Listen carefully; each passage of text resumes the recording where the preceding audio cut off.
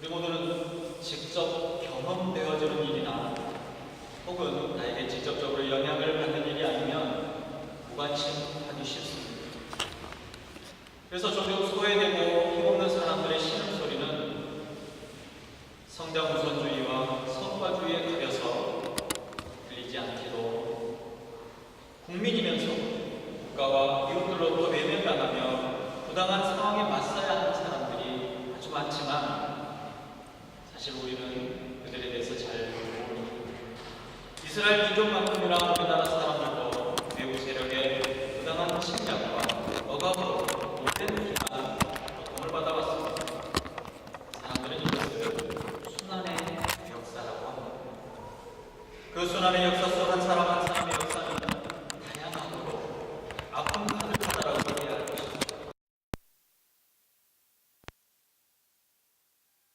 원통함을 소리 높여 외쳐보지만 아무도 듣지 못하고 오히려 소외감과 소망 없음에 좌절하고 넘어지고 소망을 완전히 잃어버리기까지 합니다. 우리는 1945년 해방을 맞았습니다. 그렇게 해서 일본의 구속과 억압으로부터 벗어나 1948년에 비로소 독립을 선포하고 주권을 회복했습니다. 이미 70여 년이 지난 과거의 일입니다. 그리고 역사입니다. 하지만 우리의 지나버린 과거 속에 아직도 해결되지 않는 아픔과 고통을 여전히 안고 있습니다. 일본에 의해 강제로 끌려가 노역과 노예 같은 삶을 살았던 분들의 이야기들은 시간이 지나면서 사람들의 관심에서 점점 들어갔습니다. 개인의 역사는 쉽게 묻혀지고 잊혀지기 마련입니다. 와서 이러한 현상들이 조금씩 변하고 있습니다. 일본 위안부로 끌려갔다 돌아온 분들의 수요 집회는 1922년부터 지금까지 수요일마다 진행됩니다. 개발을 위해서 강제 철거의 위기에 처한 사람들의 이야기를 많은 사람들이 듣고 보고 공감하기도 합니다. 어쩌면 많은 사람들이 빠르게 정보를 얻을 수 있는 시대가 되었기 때문에 일어나는 현상인 것 같습니다. 아픔과 고통에 공감하는 사람들이 하나둘 모였습니다. 그리고 위로하고 힘을 합하여서 더 큰 소리를 내고 있습니다. 어떤 경우에는 나라의 정책이 바뀌기도 하고 또 법이 바뀌기도 합니다. 유리상자 속에서 홀로 발악을 하며 외쳐왔지만 이제 그 유리상자의 벽들이 하나 둘씩 사라지는 것 같습니다. 많은 사람들이 듣고 보게 되고 관심을 보이고 있습니다. 얼마 전에 SNS에 사진 한 장이 올라와 있습니다. 혹시 이 사진을 보신 분들이 계시리라고 생각이 되어집니다. 새해의 기쁨과 소망이 들떠있던 지난 6일에 올라온 사진입니다. 사진 속의 이 아이는 구두닦이입니다. 터키의 남부 지역이지만 지금 추운 겨울입니다. 소녀는 추위 속에서도 외투도 없이 구두통을 등에 메고 맨발에 슬리퍼만 신고 어딘가를 응시하고 있습니다. 소년이 바라본 곳은 헬스장입니다. 운동을 하는 곳이죠. 헬스장 창밖에서 운동하는 사람들을 부러운 눈으로 바라보고 있습니다. 헬스장을 보고 있는 이 소녀는 구두를 닦으며 생계를 이어가는 시리아의 난민 모하메트 후세인이라는 소년입니다. 우연히 길을 가다가 후세인의 모습을 보고 사진을 찍었고 소년의 추위 속에 샌들만 신고 있는 모습을 머릿속에 떠나지 않아서 밤새도록 잠을 이루지 못하고 이 사진을 올렸다라고 사진을 게시했던 사람이 그 글에 썼습니다. 난민이 된다는 것, 이 소년이 선택한 일이 아닙니다. 자신이 나고 자란 동네를 떠나야 했고 익숙하고 편안한 집이 아니라 하루하루 먹고 자는 것조차 걱정해야 되는 처지가 됐습니다. 불행 중 다행으로 그 와중에 다행히 터키에 무사히 도착했고 난민으로 받아들여졌습니다. 12살의 소년이 생계를 위해서 구두통을 들고 추운 거리로 나와야 한다는 것은 즐겁거나 혹은 유쾌한 일이 결코 될 수가 없을 것입니다. 터키에까지 오는 여정은 우리의 상상을 초월하는 어렵고 힘든 여정이었을 것입니다. 이 소년뿐만 아니라 지금도 많은 사람들이 전쟁과 생명의 위협을 피해서 유럽으로 향하고 있습니다. 이탈리아로 들어온 난민들이 한 번도 경험해 본 적이 없는 유럽의 겨울산을 지금 넘고 있다고 합니다. 뉴스에서는 알프스의 눈이 녹기 시작하는 봄이 되면 많은 난민들의 시체를 발견하게 될 것이라고들 합니다. 우리와는 전혀 관계없을 것 같은 이런 일들이지만 이미 우리 안에 함께 고민하고 어쩌면 우리도 함께 해결해야 하는 그런 문제가 되어버린 것 같습니다. 미디어의 발달과 더 높은 도덕과 윤리를 고민하는 세대이기에 함께 공유하며 고민하게 되는 것 같습니다. 그런데 당사자 이외에는 어느 누구도 공감하거나 또는 이해받지 못했던 사람들이 있었습니다. 지금처럼 미디어가 발달되거나 혹은 소식이나 소문이 아주 빠르게 전달되지 못했던 시대였습니다. 국가로부터 살해의 위협과 동족으로부터 핍박과 외면을 당해야 했던 초대교회 성도들이 바로 그들입니다. 갈수록 심해지는 로마의 위협은 일반인들처럼 살 수 없어 삶의 터전을 버리고 떠나게 되고 땅속에 굴을 파고 들어가서 숨죽여 하루하루를 두려움 가운데 살고 있게 됐습니다. 동족인 유대인들은 자신들이 고통당하며 위협받는 이유가 바로 그리스도인들 때문이기 때문에 그리스도인들 때문에 핍박을 받고 고난을 당했다고 생각했습니다. 그래서 로마의 정부에 고발하며 신고하기까지 했습니다. 누구를 믿어야 할지, 어떤 이들을 의지해야 할지 모를 불신과 말할 수 없는 고통에 신음할 수밖에 없었습니다. 그들은 단지 예수를 그리스도로 믿는다는 이유 하나로 낙인이 찍혔던 것입니다. 그래서 사회적인 활동과 경제적인 활동도 할 수 없도록 막아져 버렸습니다. 그들은 숨어 지내야만 했습니다. 그들에게 유일한 소망이 있다면 곧 오시겠다라고 약속하셨던, 그리고 그 약속을 주시고 승천하신 예수님의 재림이었습니다. 하지만 곧 오시겠다라고 했던 이 예수님은 거의 모든 사도들이 끌려가 순교하고 로마와 사회의 탄압과 핍박이 더 심해지도록 아무런 소식이 없었습니다.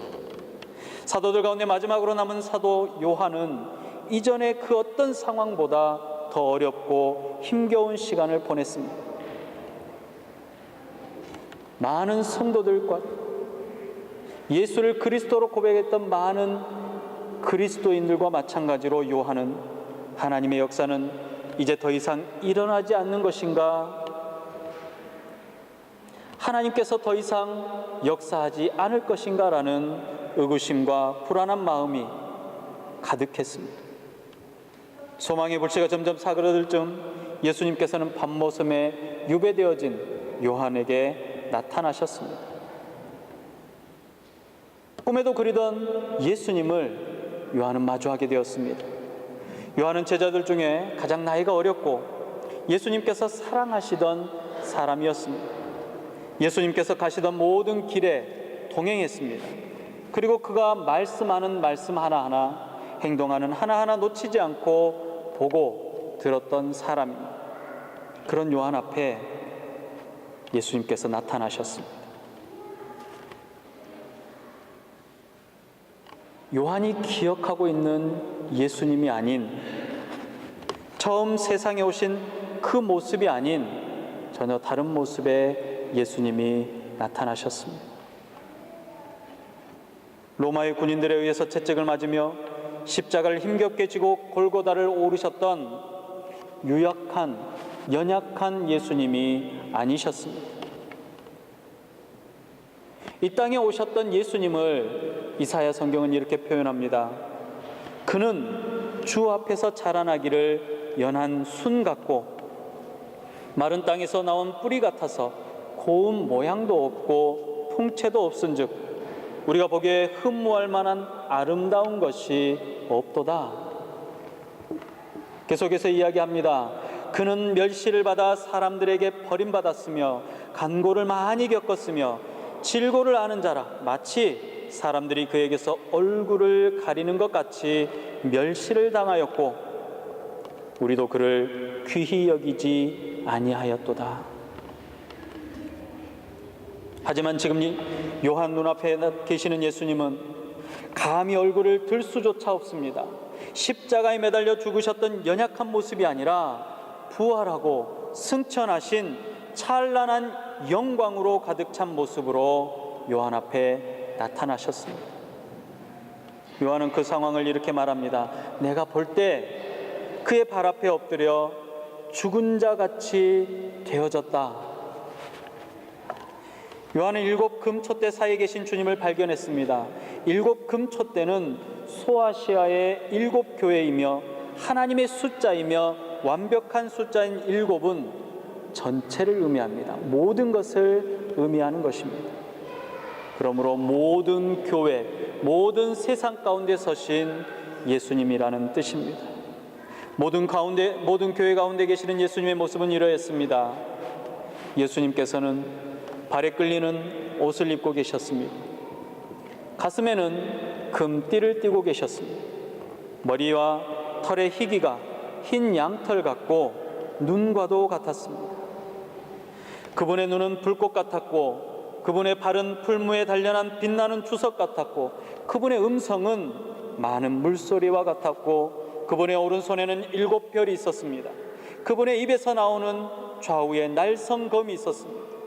그분의 얼굴은 해가 힘있게 비추는 모습이라고 요한은 자신이 본 예수님을 묘사했습니다. 사도 요한이 마주한 예수님은 종말론적인 모든 약속과 예언의 성취로 오신 예수님이셨습니다. 예수님께서는 세상과 교육 가운데 제사장이요 통치자요 심판자로 오신 것입니다. 예수님의 권위에 도전할 수 있는 존재는 이 땅에 아무 존재도 없습니다. 더 놀라운 사실은 요한이 지금 보고 있는 것은 미래에 마주하게 될 어느 날의 사건이 아니라 현재적인 사건이라는 것입니다. 이미 승천하신 엄청난 권능으로 교회 사이에 임재하시고 친히 다스리시는 주님의 모습을 분명하게 증거하고 있는 것입니다. 반모섬에서 간절히 기도하던 요한의 관심이 땅끝까지 전파되어져야 할 말씀과 복음이었습니다. 이를 위해서 세우신 교회가 당면한 어려운 문제들, 어려운 상황들이 요한의 관심이었을 것입니다. 그런 요한에게 주님도 같은 관심을 갖고 계시며 주의 백성에게 승리를 보장하신다는 사실을 보여주시기 위해서, 증명하시기 위해서 지금 요한 앞에 예수님은 나타나신 것입니다. 부활하신 권능이 가득한 주님의 오른손에 붙잡는 교회가 패배한다라는 것은 불가능한 일이라는 것을 보여주신 것입니다. 반드시 승리하실 것입니다. 사단의 계략과 음부의 권세가 이기지 못하는 교회가 될 것입니다. 주님께서 교회를 보호하시고 승리의 길로 인도하실 것이기 때문에 그렇습니다. 요한이 본 바로 그 주님이 주의 교회들을 보호하시고 인도하실 것이기 때문에 그렇습니다. 이 사실은 고난받고 있는 사도와 교회 공동체에게 위로를 주시는 말씀입니다.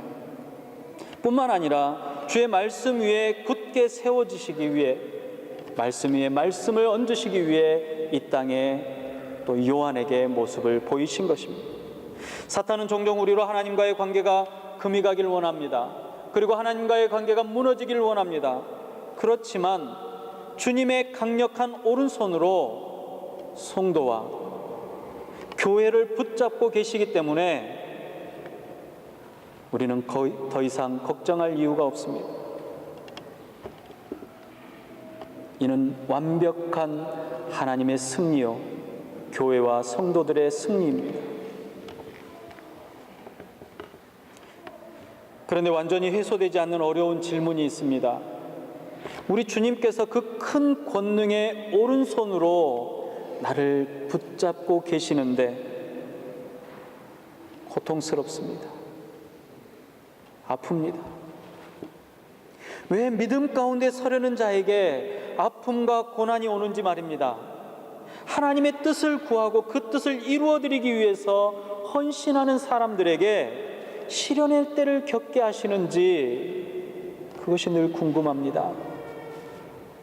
시련과 고난의 길에서 무너지며 사단과 음부의 권세에 패배할 것 같은 느낌을 어떻게 이겨내야 할지 도무지 알지 못할 때 그저 신음만 입에서 흘러나올 때가 있다라는 이야기입니다. 그때 주님께서 말씀하십니다. 두려워하지 말라. 나는 처음이요 마지막이다.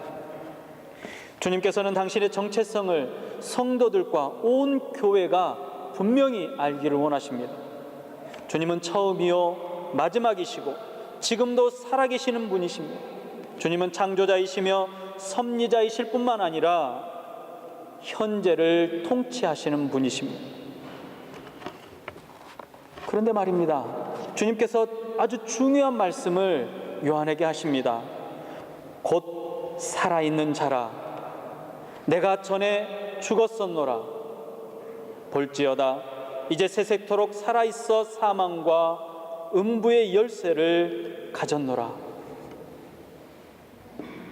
예수님께서는 이 땅에 오셨던 과거의 사건과 권능으로 오신 현재의 모습에 대해서 말씀해 주셨습니다. 지금 세세토록 살아있는 승리를 얻는 길이 죽음을 통해서였음을 말씀하시는 것입니다. 고난을 통해 면류관을 얻게 되었다는 사실을 성도들이 깨닫기 원하시는 것입니다. 지금 고난 가운데 신음하고 있는 교회 공동체는 이 주님의 말씀을 잊게 되면서 자신들에게 주어진 고난의 신비를 이해할 수 있게 되어지는 것입니다. 주님을 위해 당하는 고난은 영원토록 승리하는 삶을 위한 영광스러운 사건입니다. 이 영광스러운 사건의 주인공은 다름 아닌 예수를 그리스도로 고백하는 저와 여러분들에게만 주어진 사건입니다. 이를 몸소 시범으로 보여주신 바로 그분이 우리의 주님 되시는 예수님이십니다. 우리의 고난은 세상적으로 볼 때 손해보는 것과 같고 불행한 일일 수도 있습니다. 그러나 우리는 이 고난으로 인해서 세상은 경험해 볼 수 없는 영광스러운 주님을 만나게 될 것이고 그 영광스러운 하나님의 영광에 동참하게 될 것입니다. 설교를 시작하며 소개해드린 12살 시리아 소년 무하메트에게 그 이후로 어떤 일이 일어났는지 궁금하지 않습니까? 올려진 사진을 본 많은 사람들이 이 소년에 대한 이야기를 하기 시작했습니다. 그리고 얼마 지나지 않아서 소년이 바라보던 그 헬스장의 주인도 그 이야기를 보게 되었습니다. 수소문 끝에 소년을 찾아낸 헬스장 주인은 운동복과 운동화를 선물하고 평생 이용할 수 있는 무료 회원권을 선물로 주었다고 합니다. 우리가 사는 세상에 이처럼 훈훈한 이야기를 하며 위로받고 위로하려고 합니다. 지금 우리가 경험하는 빠른 미디어의 전송 속도보다 더 빠르고 정확하게 우리의 모습을 관찰하고 계시는 분이 계십니다. 그분은 온 세계가 감당할 수조차 없는 창조자이시며 섭리자이십니다. 그분의 오른손에는 모든 교회와 하나님의 뜻을 향해 헌신하는 성도들이 들려 있습니다. 그분의 영향력은 미래에만 속해 있는 것이 아니라 현재적으로 모든 교회와 성도들을 붙들고 계십니다. 그러므로 예수 안에 있는 인생은 결코 손해보는 인생이 아닙니다. 영광 가득한 인생입니다. 믿는 자에게는 고난이 있을지 몰라도 좌절하거나 멸망하거나 완전히 무너지는 일은 있을 수 없습니다. 믿음의 확실한 반석 위에 서서 영광의 날을 소망하시기를 주님의 이름으로 축복합니다. 기도하겠습니다.